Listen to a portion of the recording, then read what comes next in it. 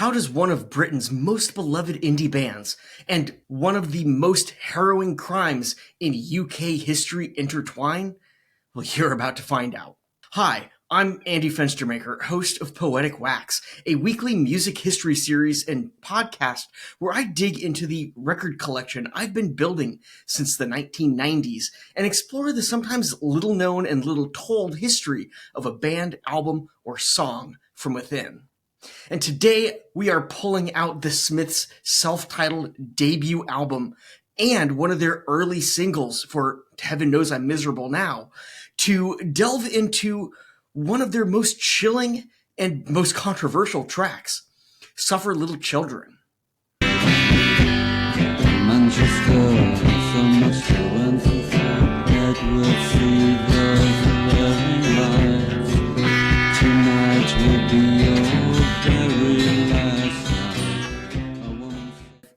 Between 1963 and 1965, Ian Brady and Myra Hindley committed a series of brutal crimes that would haunt Manchester for generations. Known as the Moors murders, the couple lured, abducted, tortured, and killed 5 children: Pauline Reed, John Kilbride, Keith Bennett, Leslie Ann Dowdy, and Edward Evans. Their bodies were buried in the desolate, sprawling landscape of Saddleworth Moor. Brady, a self-proclaimed Nazi sympathizer and sadist, was fascinated with violence and manipulation. Hindley, infatuated with him, became a willing accomplice. The two documented their crimes with photographs and tape recordings, one of which captured the haunting final moments of Leslie Ann Downey pleading for her life. These tapes, played in court, reportedly reduced even the most hardened detectives to tears. The murders shattered the innocence of Manchester's. Parents lived in fear, and the city's working-class neighborhoods were gripped with paranoia and grief. The fact that Hindley, a woman, was equally complicit in these atrocities only deepened the horror.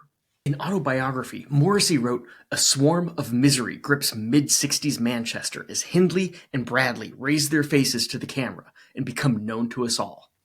Everyone appears to know someone who knew Myra Hindley, and we are all focused to accept a new truth that a woman can be just as cruel and dehumanized as a man, and that safety is an illusion." I had to hear the tapes of my daughter, and I never heard Ian Brady. It was Myra Hindley on that tape with my daughter, not Ian Brady. I had to listen to that and identify the body. For decades, Keith Bennett's body remained undiscovered. His mother, Winnie Johnson, spent her life searching the moors for his remains, hoping for closure. Even in prison, Brady and Hindley remained manipulative, offering cryptic clues but never revealing the full truth. Brady died in 2017 and Hindley in 2002, both reviled as two of Britain's most monstrous criminals. We must now pivot to the Smiths. Morrissey, who grew up in Manchester, was deeply affected by these events. Though he was only 6 years old when the news broke and younger than the victims, the trauma left its mark both on him and the city's psyche. I left home. I came to live in Stratford on a road called King's Road. I lived there for a very long time. It's quite bland, quite uneventful. There's not really a great deal to say about King's Road. I never had a social life. I never left the house. I just simply sat in and read and watched television and done all the things that in life are generally considered to be quite negative and quite soul-destroying. The murders were discussed in hushed tones, a grim shadow that loomed over working-class neighborhoods in the years and decades that followed. And it was here that the Smiths would later form. In 1985, he would talk about the experience with The Face, stating, quote, "I happened to live on the streets where, close by, some of the victims had been picked up. Within that community, news of the crimes totally dominated all aspects of conversations for quite a few years. It was like the worst thing that had ever happened, and I was very, very aware of everything that had occurred. Aware as a child who could have been a victim. From an early age, Morrissey developed a fascination with crime, tragedy, and the macabre. Perhaps the Moors murders were the catalyst. He was drawn to the dark underbelly of history, particularly cases that highlighted societal injustices and human cruelty. He immersed himself in true crime literature, devouring books about infamous British crimes, including Jack the Ripper and the Whitechapel murders. This fascination would manifest repeatedly in his songwriting. Examples of this obsession appear throughout the Smiths' discography. The last of the famous international playboys references the Cray twins, notorious London gangsters. Jack the Ripper, a solo-era track, adopts the voice of the infamous killer.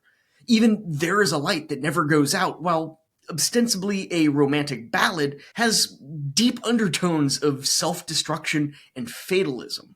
With Suffer Little Children, however, the connection to the crime was more than just an artistic motif. It was deeply personal. This was Manchester's tragedy, one that haunted Morrissey's childhood, and in writing the song, he sought to give a voice to those lost in the horror. About the track, in Songs That Save Your Life, The Art of the Smiths, 1982 to 1987, Simon Goddard writes, quote, "It follows that Suffer Little Children is an account of the Moors murders, as written by a potential victim, a personal memorial intended to highlight the diabolical enormity of Brady and Hindley's actions." End quote. Originally recorded in August of 1982 as a 7+ minute prototype during their first recording session at Decibel Studios in Manchester, Dale Hibbert had let the Morrissey-Marr duo in after hours for a rapid-fire 7-hour overnight free session. Hibbert even steps in on bass during the session's The Hand That Rocked the Cradle.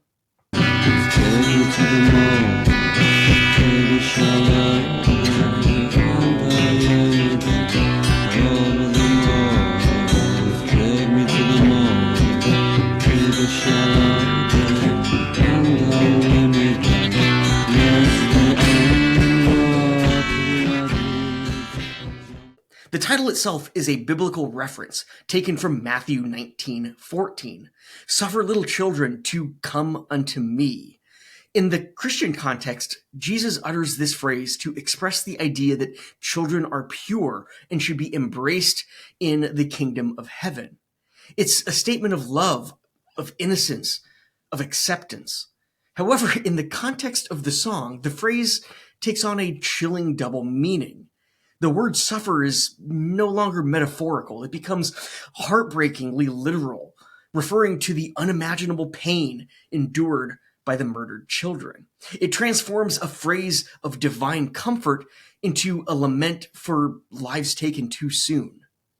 The lyrics directly reference the victims. Over the moor, take me to the moor. A reference to Saddleworth Moor, where the bodies were buried. Leslie Ann, with your pretty white beads. A tribute to Leslie Ann Downey, one of the victims. Manchester, so much to answer for. A line that encapsulates the city's collective grief, responsibility, and trauma. Unlike many of the Smiths songs, Suffer Little Children is stripped of irony. There's no wit, no detachment, just raw, haunting sorrow. While Morrissey often laced his lyrics with humor and sarcasm, there's none to be found here. Other Smiths tracks share this unfiltered emotional weight. Songs like Asleep, a song drenched in suicidal longing, and I Know It's Over, a devastating reflection on loneliness and despair. But even those songs, bleak as they are, carry a certain poetic detachment. Suffer Little Children is different. It is direct, painful, and truly unflinching. Unlike the jangle pop sound the Smiths became known for, Suffer Little Children is slow and mournful, which has been peppered throughout their discography. Marr's guitar work is sparse, letting Morrissey's voice take center stage. The song almost feels ghostly, with distant echoes and a chilling atmosphere. Morrissey's vocals here are some of his most haunting. almost whispered at times, kind of indecipherable at others, as if he's telling a ghost story and not quite comfortable with it. There's no dramatic climax, no resolution, just a lingering sadness that fades out like the memory of something too painful to fully confront. And that's a key theme, that too painful to fully confront. And I'll get to that in a second. Upon its release in 1984, Suffer Little Children sparked a bit of controversy locally. The song's explicit references to the Moors murder's victims led to public outcry, particularly from the families affected by the tragedy. Add to it the fact that the single for Heaven Knows I'm Miserable Now, which spotlights Suffer Little Children on the B-side, features Viv Nicholson, who has an uncanny likeness to Hindley herself. Major retailers like Boots and Woolworths reacted by pulling both the album and the single from their shelves. And of course, the media intensified the situation, with tabloids publishing sensationalist stories and some family members expressing their distress. For instance, the grandfather of John Kilbride condemned the song, reflecting the song caused deep pain to resurface. Here's a quote from Morrissey to Melody Maker. Some of the reports in newspapers in Portsmouth and Hartlepool, all the places that really count, some of the reports were so full of hate. It was like I was one of the Moors murderers, and I'd gone out and murdered these children. Some of them were so full of hate that one just had to do something, but not just read them. At one point, the mother, Ann West, of victim Leslie Ann Downey, confronted Morrissey about the song. However, after speaking with him, she reportedly came to understand his intent.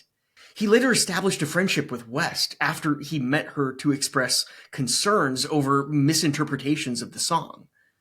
She ultimately came to understand the band's aim was to actually honor the victims, not exploit their memory. My child begged her, please let me go. I know what you've done to me and I'll not tell Mummy. Please let me go home to Mummy. She wouldn't do that for my daughter.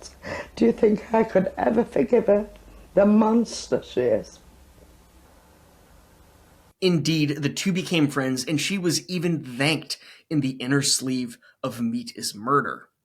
Despite the initial backlash, Morrissey's intentions were rooted in empathy. Suffer Little Children was never banned, but it remains one of the more disturbing tracks in the Smiths' discography. Music has the power to immortalize stories, and in Suffer Little Children, the Smiths gave voice to those lost long ago. It's not an easy listen, but it wasn't meant to be. It's a reminder, a requiem, and a tragic piece of history wrapped in melody.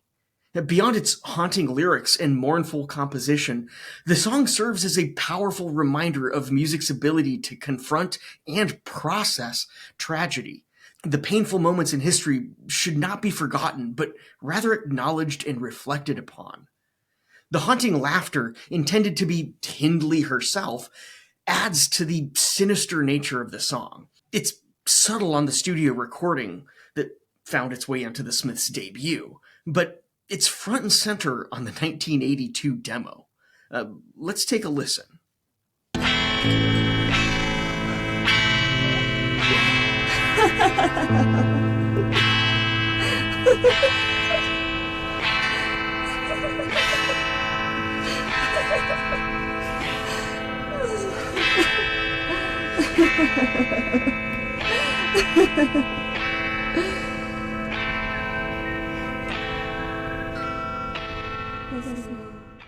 Absolutely chilling. For the Smiths, this track was more than just a song. It was an act of remembrance, and for those who listen, it remains a sobering emotional journey through Manchester's darkest chapter. What do you think of Suffer Little Children? Well, let me know down in the comments.